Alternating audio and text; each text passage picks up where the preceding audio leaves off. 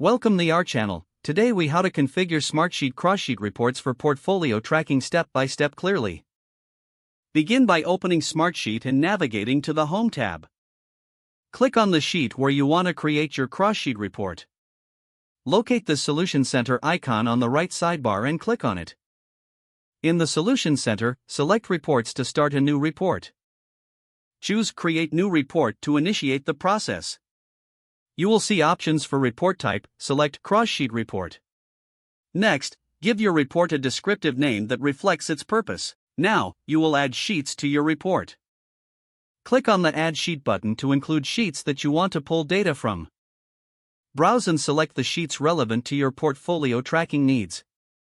After selecting the sheets, proceed to define the criteria for your report. Click on Add Criteria to establish conditions that data must meet. For example, you may set conditions based on specific project statuses or deadlines. Once the criteria are defined, review the columns you want to include in your report. Use the Columns option to select data fields from your chosen sheets. You can choose to display items like task names, due dates, or assigned resources. After selecting your desired columns, confirm your choices by clicking OK. Now, you can organize how the information will be displayed in your report. Utilize the drag and drop feature to arrange columns in your preferred order. Additionally, you can apply sorting options to organize your data effectively. Once your layout is finalized, click on Save to preserve your report settings. Your cross-sheet report will now generate and display relevant data.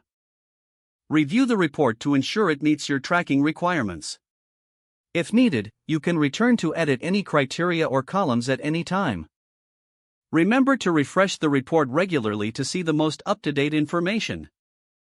Your Smartsheet cross-sheet report is now configured for effective portfolio tracking. If the page does not load, refresh the browser or try again in a private or incognito window. Make sure you are using the correct email address, then retype it carefully to avoid small typos. If your password is not accepted, use the Reset option and create a new strong password you can remember. Check your spam folder for verification or security emails, then complete any requested confirmation steps. Don't forget to like this video and subscribe to our channel for more step-by-step tech guides.